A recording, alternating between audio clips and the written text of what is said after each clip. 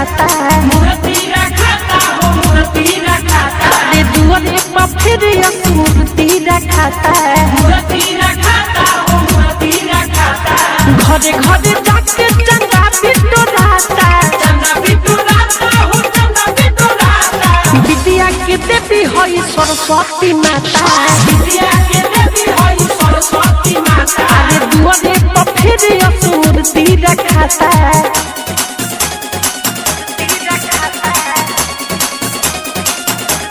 Ambe recording studio Delhi. महीना भर पहले पियाना दियाई अरे 24 गो चौहाया साउंड बनाई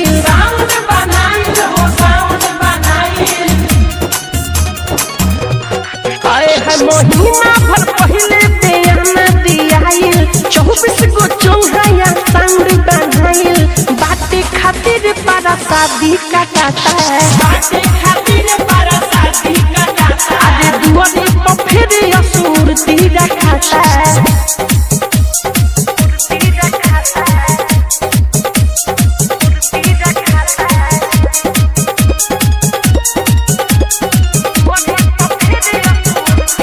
पंडित जी भोरे आके पूजा कराए निर्मल जोगिस के ना बतिया भुलाए